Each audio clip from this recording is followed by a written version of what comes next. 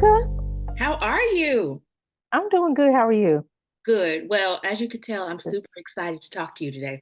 Because I've been wanting to have this conversation ever since we met. Actually, I can see, the benefit of having this conversation, but I also had the opportunity to go to one of your events here in California. Um, Yes. and is it the Arboretum? Is that how you pronounce it? Arboretum. Operator, girl, messed it all up. But yeah, so you had your demonstration there. So I want to talk a little bit about that today. But first, let me tell people why we're here. So I'm Monica Randall of Mental Wealth Works, and Mental Wealth Works offers therapy to individuals and families. And we also offer therapeutic experiences, such as what we're doing today, which is offering some Mhm. conversation, but education around mental health and tying mental health to people's ministry. So today we're tying mental health to Miss Kris Keys' ministry, which is she does a lot of things in the art industry, but watercolor specifically, and she's going to tell us a little bit more about her business and her craft. But I wanted to say how we met. So Mhm. again, this is Kris Keys, and I met you. Was it a couple of It was years? that. Yeah, it was 2021. At Bruce and Glenn. It was we had church service at an art gallery, Mm-hmm. like We mid yeah, city. yeah. Yep, yep, It was yep. meditation Sunday, I think it was, or I or think it was. be still Sunday. That's what. Be still. Yep, yep, Yeah. And so anyway, you know how some people's spirits just attract. spirit. And Yep. so I knew you were from the South. And of course, naturally that's something we can relate on. I was partially raised in the South and you can hear the twang. And so when I hear twang in other people's Mm-hmm. voices, I'm like, Just oh make yeah, a let's noise. talk Southern. But I just your spirit was very warm and authentic. And that is just really hard to find these days. Authenticity. Everybody's trying to pull different pieces from other people's Mm-hmm. personalities, from what they see on social media. Even at this big age, we see that in adults where we don't see a lot of people showing up authentically. So when I met you, I just felt that. And so also our love for God, obviously. So our spirits just connected, and Yep. I continue to follow your journey. And because at the time you told me what you do, and I was like, oh my gosh, that is like super duper cool. Never heard of anybody doing that before, like taking their um gift and using Mm-hmm. it in the way that you do. So glad to share or to see your journey and be able to experience what I did when you were here in LA and gave that demonstration. So, yeah, share a little bit more with us if you don't mind, kind of how you got started in this and just your experience, your journey with your mental health and your medical life's journey. Mm-hmm. Well, thank you so much, Monica. And yes, when I the first time I met you, I was like, it was just a warm, just I don't know, feel like we've been knowing each other longer than we have. Yeah. Um, but my journey started when I was a child. When I was born, doctors noticed that my blood count was constantly low, and so they did research on my paternal side and my maternal side to see like why is her blood count consistently low. And I had like fatigue and things that newborns probably shouldn't have. And so when I was two, I was a patient at St. Jude Children's Research Hospital because I'm from Memphis. So St. Jude is here. So they did so much research and they realized that my mom and my dad both have these irregular blood shapes that are the same blood shape. It's really rare that two people would have that same thing. And they had me, and then I became a full carrier. And the name of the disorder is called hereditary elliptocytosis. Um, so my mom was a nurse and she was just like, I'm not letting you get a blood transfusion. Like they had just started testing blood in the US for blood donations. And so I would have to go back and forth to St. Jude to keep getting my blood checked and make sure I was okay. And then my doctor, he was just really, really brilliant. He was just like, three things are going to happen. He did research on me and maybe like four of the children across the United States. He's like, you're gonna have a aplastic crisis. So it's this thing called pyrovirus, and usually dogs get it, but it's in humans too. So if I were to be exposed to it, then my blood smears will stop reproducing. And then he's like, you're going to have gallbladder problems, and then you might have to have your spleen removed. So when I was 7, I guess I was exposed to the pyrovirus some kind of way. I was really active. I swam a lot, so no telling. But Mhm. my red blood smear stopped producing, and so my what happens is like your whole body just kind of goes into a shock. So I had a fever. I really couldn't um, stay awake that much. I was sleeping a lot and just really, really ill. And so I had to have a blood transfusion. And during that blood transfusion, I remember just being so scared, but they kept saying like it's not going to be that bad. It's not going to take that long. You know, this is before you had tablets to keep children occupied or Yeah. anything like that. So in the hospital room, I remember just like getting really, really bored and just like getting agitated. So the nurses brought me some watercolors and some paints. And so I started to draw and paint. That was something that I loved to do anyway. But my mom was like, by the time you finish the coloring book or whatever, the blood transfusion was over. So that's something that I realized I like, like I like watercolors. It's just a calming medium. Hmm. And I've always been into just like these like kind of whimsical colors, and like I was always like a flower child. So so so that's something that my mom would just like buy me for Christmas. She would buy me like some watercolors or just some kind of artistic type of thing for Yeah. Christmas or whatever. And so that kind of followed me throughout my life. And then when I got to college, I took an interest in fashion. I started to study fashion, and then I moved to New York, and I pursued a career in fashion merchandising. And then I decided I wanted to become a fashion illustrator. Yeah. And I decided that I wanted to leave the US and move to London. So I moved to London. I know. I moved to London again, and flower child. So I'm like, wherever Hmm. I want to go, I go. Free. Right.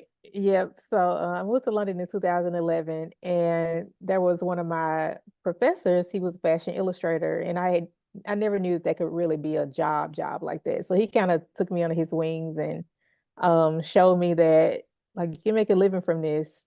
Yeah. He used like markers and pencils and digital stuff, but I just took what he taught me, and then I put my own watercolor spin on it. And it took me a while to find my style. Like it was a whole journey of self-discovery through that. But once I started to find my flow, I just started to illustrate like throughout London, and I started to get commissions and started to travel doing fashion illustration. And then I started to teach online Okay. on YouTube, showing people how to paint. Hmm. So a lot of times I would go, London had just, since it rains all the time, the most beautiful flowers I've ever seen in my life. So on Sundays I would go to the flower market, get a different flower and just paint it and just talk through it. And then like people started to message me, and they'll be like one lady was like, I was grieving, I lost my daughter, and I just started to watch your channel and they helped to like heal me. Or somebody was like, I was an alcoholic and I stopped drinking. So I did this in place of drinking. And I'm like, oh, this is really a thing. People are actually, 'cause I initially was like, I'm going to help other people become fashion illustrators like myself. I'm just going to like hone the next generation. But no, it was just like people all over the world who were using this oh, and then I had a friend who had brain cancer. And so she started playing my things in her chemo sessions, like for other people who were getting chemo. Yeah. So it started to show me like this is actually healing people. And that's when it connected like full circle. I was like, it healed, it helped to heal me when I was a child. And now it's healing other people in so many different ways. Like art is, it started to dawn on me that art is actually a healing method. It's like, it's like meditation, Yeah. pretty much.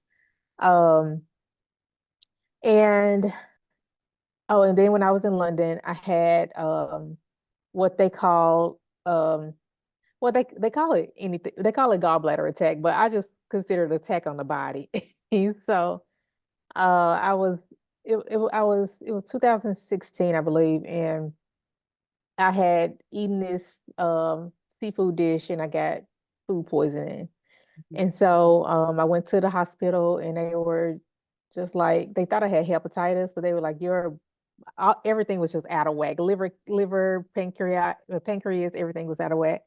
And so I was having what the doctor said would happen. The second thing that would happen was the gallbladder attack. Now by that time, I had forgotten what he was what he said would happen because I had gone for so long without really just many symptoms. Mhm. But my mom is a nurse, and so she reminded me, she's like, "Oh, he said that this would happen, at some point." So I had to have emergency surgery overseas, which was terrifying.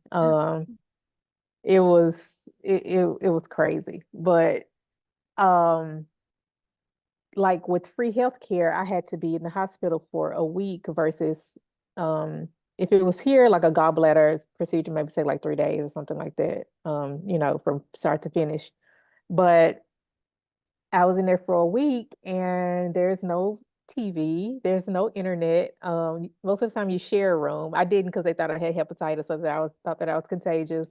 Okay. Um, and it's like, and I'm pro free healthcare, but it comes with its sacrifices. So because they didn't have enough beds where I was supposed to be, they put me like on the floor with a kidney patient. So it's a lot of just older patients getting dialysis, people with dementia, like walking the halls. It was just a whole thing. Yeah. Um, so when the doctors came in, they were like, we find you so fascinating because we've never seen anybody with these types of blood smears. Like, we've read about it in textbooks, but like we actually get to see somebody in person. So they were like, "Do you mind us sitting in students?" So they were sending students to talk to me and, kind of study me. And I really didn't mind. I understand like the importance of medical research and that this is something that, I have something that they need to know about. But I was like, well, let me see my blood smears. So he showed me a photo and so I pulled out my watercolors. So my friend was like, bring my watercolors up here. And I started painting. And so I started to mimic this in watercolors. And it for the first time I really saw my condition as being like beautiful. I would because you with this illness, you have jaundice, this yellowing of the eyes. Okay. So throughout my whole life, I would whiten my eyes in Photoshop on pictures. So I'm like, I don't want, my eyes to look yellow and, just doing stuff to kind of like make myself look normal, you know what I mean? Yeah. But that just made me think about it and it changed my perspective. So I started a collection. It was my first collection of garments and art called hematology, Mhm. and that's the study of the physiology of the blood. So the collection included my blood smears, me painting these blood smears in different ways in watercolor. I put it on scarves and fabrics and in art. Also did some paintings of jaundiced eyes, and I would always paint the women with yellow eyes. Um, and through doing that, um, it just I don't know, it just brought out a whole different like landscape of possibilities of what I could do with my life. And then CNN caught a whiff of my story and it picked it up. And so I was on CNN, did this interview on CNN. And after that, people started contacting me. I have the same blood disorder. I've never met anybody in my life with this blood disorder. Oh my God, I have the same blood disorder. So maybe I would say about 5 people contact me with the same blood disorder, but hundreds of people contacted me that have other irregular blood disorders. Yeah. And I was always told that it affects mainly people from African and Mediterranean descent. So I just assumed that it would be other Black people, but it was all different nationalities, ethnicities that had told me that they had this blood disorder. So that made me just curious about where I come from and where where did this blood disorder, Yeah. where did it originate, and who had the same thing, just all these questions about my origins. So then I started my second project, which was called genealogy, and that was pretty much like tracing my family's tree Mhm. and out trying to figure out our medical history. Yeah. So yeah, And so the yeah. garments, though, like what did you do with the?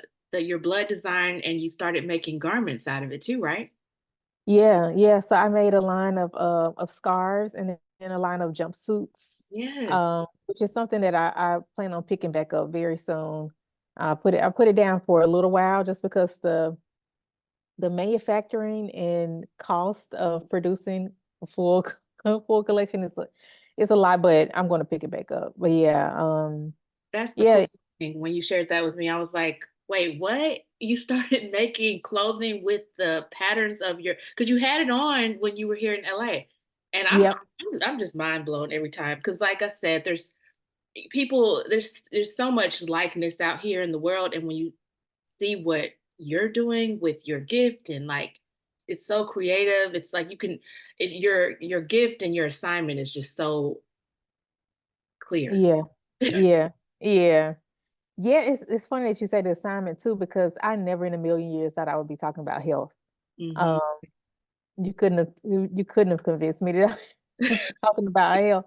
But after I did hematology, it just starts to become clear like this is your assignment, this is your calling. Like I want you to like God was telling me, I want you to help people to heal through your art and through your story, really, you know. Yeah. And you have the confirmation by, people telling you this is what this is doing for me and people trying to use it for, to do it themselves while they're in the hospital and things like that. So Right. you told us about your medical journey. I'm curious how your mental health was affected by all of that was going on. Yeah. Well, it wasn't until I started going to therapy that I realized I had medical trauma. I Yeah. didn't even know that that was a thing. Yeah. So, so when I was little, I can remember as young as 2 years old, and so St. Jude kept a great record of photos Hmm. of me just throughout my life. And I look back and I was always crying, probably until like age like 6 or 7, Hmm. just because you're a child and you're gonna go in, I'm gonna have to get a needle in my arm, you know. And then unbeknownst to me, I would always see other St. Jude was primarily a cancer hospital. So I was always see other children, with their heads shaved and just being really, really sick. And so I would think like, oh my God, this is about to happen to me, what's going to happen to me. And then one thing that I'm learning now is that since my blood smears are so oddly shaped, I react to medicine, like the side effects of medicine are heightened. Okay. So I remember one time I had a reaction to some anesthesia for a procedure they had to do, and I woke up and just was hallucinating, and I remember just feeling like I was in a zoo and there were animals coming, just coming at me, and um and Angie. so now I'm really careful about like what medicines I take, so sometimes even if I'm in pain, I Mhm. was just like, okay, let me try something natural. And that's what really got me like on the natural path because of the side effects. So Yeah. Okay. yeah, So you say you're in therapy, which is awesome. And so the watercolors obviously was your therapy before therapy or your therapeutic right, experience before seeing a therapist. Um, right. so but it's good that you were aware of that. And it sounds like at a very young age you were aware, I need something to help me cope with this. And Mm-hmm. you started doing this and so then you've given that coping skill or shared that coping skill with other people. And so this is like again so cool. Do you have examples of flowers? And you showed me this when you were here in LA, Hmm. but to share with others examples of flowers that are helpful or have like a health benefit for mental health and physical health because we know they're aligned, they go hand in hand, one affects the other. Right, So yeah, right. examples that you can share. Yeah. So I launched a brand of flower teas called Floral Tea for Anemia Okay. last year. And I did this primarily it was because of my grandmom has half of the trait of the disorder. And she didn't know it until nobody knew they had it until I was born. Okay. So she was mismedicated Mm. for a long time. So eventually her blood count started to drop. And so I studied and learned about flowers through traveling with my art. Mm. about flowers that help with blood circulation, help with relaxation, but also some of these flowers also help with PMS and um, PCOS. And so anyway, this is called floral tea for anemia. So it has one of my illustrations on the front. I'm gonna open it up, and it has a really nice smell to it. I'm gonna try to pour pour out a few flowers. Yes. When you shared this at the I'm not going to try to pronounce it again. Here in LA, when you were here, you were like, "Okay, now you guys taste the flower." And I was looking at you. Do you remember that? I was looking at you like, "Say it again." Like, what did you said? Eat the flower, and you looked at me like, "Yeah, that's what I said." Eat the flower. And so I tasted it, and I'm grateful for the experience because had you not said these flowers are good and they're not poisonous and you can use them for this, this, and that, I would have never Hmm. tasted the flower. Right. Yeah, I mean, it's so many things that I'm learning about, like Yeah, grow up in because being from the South, like we had used to have a backyard, we have a big backyard, and it's just used to be like dandelions just popping up everywhere. And I remember thinking like it's weeds, they need to cut it down so the grass can grow. But dandelions are medicinal, you can eat everything from the flower to the leaves to the roots. yeah, Um, and it's great for so many things. And same thing with goldenrod, all these weeds that we just chop down. But the tea, you can see, oops, um, it has roses, blueberries, and then hibiscus, yeah. kind It's of. so pretty too. Yeah, Yeah, and it's a beautiful blend yeah. of flowers, that helps us. Yeah, and the tea tastes good. And I have mine over here. I told Kris I was gonna drink some or have some tea while we were having our conversation today. But I sat down at my chair late, so I was like, well, I'll make the tea after. But it really is good and it's soothing.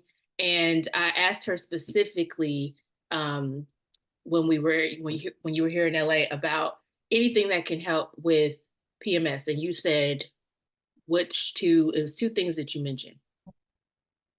So it was roses for Mhm. one, and then the other one is evening primrose. Um, so I learned about evening primrose. The great thing about me having this belief, um was that a lot of the medical doctors over there were like, they did not turn to surgery or anything like that first. Mhm. They would just give me natural remedies. And now that I think about it, most of them were flowers that they recommend. Um, and I'm just grateful for that because my doctors here were more of like a medical suggestions. But yeah, evening primrose helps with PMS. It also helps with hormonal imbalance. Okay. You can take it in capsules called evening primrose oil, but you can also use the flower birthing classes as a tea, a beautiful like pink. That yeah. Yeah, I love that because I'm really, I don't know how many people are comfortable having the conversation, but I remember being so open this past Sunday with Bruce and Glenn, who we met each other through. And I was just like, Hmm. they asked how my week went, and I said, PMSing. And I was like, it's a struggle. I said, we don't get a break. And so I just started spilling, how I was feeling and all the symptoms I was experiencing. And Right. people just listening, and they were like, one of them said, I think it was Glenn, he said he saw a video that said, keep your feet warm. And I said, okay, I'll try it and we'll see if that works. But he was like, well, because I talked about how kind of we skipped over PMS for the women that are still in that age bracket. And it seems like there's a platform for menopause, which is great because Yeah. there's a Hmm. whole another set of stuff that comes with that. But I still want people to feel comfortable talking about PMS because it brings on so Right. many mental health issues and physical health issues, and we just kind of Hmm. brush it under the rug, and we're like, well, let's you just get up and go to work. Like, we have to go to work, we have to take care of kids, we have to do this, we have to do that, and we can't really tend to ourselves. But we need to be more intentional Hmm. about that because it is a time where you might need more rest, or it is a time where you might have to be more aware of your reactions to people because you're battling with, Mhm. the hormone imbalance. So Right. yeah, I just want people to feel comfortable with that, with talking about it, with knowing how to take care of those or manage those symptoms, and then also offer therapy to those people who need help managing those symptoms. So the platform Mhm. needs to be out there more than it is, and I do appreciate that we can create platforms and talk about menopause, but we also need to talk about this thing called R- PMS, PMD, Right. Yeah, raspberry leaf too is a raspberry. great. Hmm. And red clover. So I keep raspberry leaf leaves like Okay. in a little plastic bag with me just in case And when I'm traveling, I'm punch being them. missing. No, I just use it as a tea. Oh, okay. Okay. And so I keep it as a tea. So maybe I'll have to making me think, make a blend for just for PMS. Please do, and I will be the first purchaser. Yeah, yeah. I'm gonna have to think about that. Yeah. Yeah, okay. Yeah, and 'Cause then I do keep my little stash because you're right. Like you just need the extra little care. you do. And then you mentioned to me that God was telling you to focus on the reproductive system. So what do you Mhm. have, or what have you discovered around that? I'm still researching. So I just found out last year that I have a small system in my ovary, in one of my ovaries. Okay. So I was having this pain last year, and I finally went to the doctor, and of course they're like it's normal. But with me studying herbalism and learning more about flowers, I want to find more things that will help with that. So that's been just placed heavily on my spirit. But one thing that I have been using is castor oil, and Okay. castor oil comes from a castor plant. It's a beautiful, big, resilient plant. I'm not sure about the flowers from it, but it's a really cool plant. So I'm learning more about the castor plant and the medicinal benefits for that, and how it helps to shrink fibroids as well as cysts. Okay. Um, so yeah, I'm going down a whole Yeah. avenue of learning about that. You are. And so, like, more to come with that and more to Mhm. learn, not just for me, for everybody. But also, I just want to commend you again for being obedient because you just said, like, God has been showing you things from when you were little, and you're just like, Mhm. okay, yes, your answer is yes. And you're like, how can I be of use? And you're sharing your gift with other people. And again, I believe it is an assignment, and you are walking in your assignment. So I will continue to watch for sure and learn from you. How can other people connect with you, go to an event or learn about an event, follow you on social media? Where can they find you? So you can find me on social media on Instagram and Facebook at by Kris Keys. It's BYKRISKEYS. Mhm. On TikTok, I'm by K Keys, but you can search Kris Keys and I'll come up. And where I am every single day is on YouTube. Okay. I do a morning meditation where I just paint a flower with some music and I make a cup of tea. So Okay. YouTube, you can search Kris Keys watercolor and I'll come up. And then my website is bykriskeys.com. Oh, and then upcoming, I have an inner discovery painting experience at the LA Arboretum, which we talked about. So this Arboretum and Botanic Garden is in Arcadia, California. It's right out LA. It's right Yeah. right outside. So what we do is I lead you through a painting experience, but the goal of it is to teach you how to use watercolors as a catalyst for self-discovery, just like I did, just learning more about myself through the medium. And then through that, I introduce you to flowers that we paint, but we also taste it, we smell it, we learn more about the medicinal benefits of each flower. Yeah. So it's a immersive, I would say, multi-sensory experience. Absolutely. Um, Yeah. mhm. It was. I experienced it for sure. It was Yep. fun and different. Yeah. And then at the end of next month on May 25th, so that the inner discovery is May 5th, and on that May 25th, I have an exhibition in upstate New York where I'll be unveiling my newest collection called Come Roll My Hair. So there's stories that I learned from my grandma while I did her hair, which has a lot to do with the health stories that she shared with me. Yes. And they can check out your paintings on your website, right? Right, right. Crazy amazing. And I've shared your work with my family, my mom, my sisters. They have artistic abilities. I don't. I'm more of I the healing art, understand that. the healing Right, right, right. In another art. medium. But yeah, they can draw, paint, all that stuff. So I shared it with them, and I encourage people to share as they're watching this your work with other people as well. Because how often do you come across someone like this? How often? So share, share, share. But thank you so much for using your gift. It really Thank you, has Monica. inspired and helped so many people. Yes, thank you. I appreciate it. Yes. Well, you have a good rest of the day and we will chat soon. And so, again, thank you for joining today and for sharing all of this great information. But when I post, I will make sure I post all of the information on how and where people can get in touch with you. Please do. Thank Okay. you. Thanks, Chris.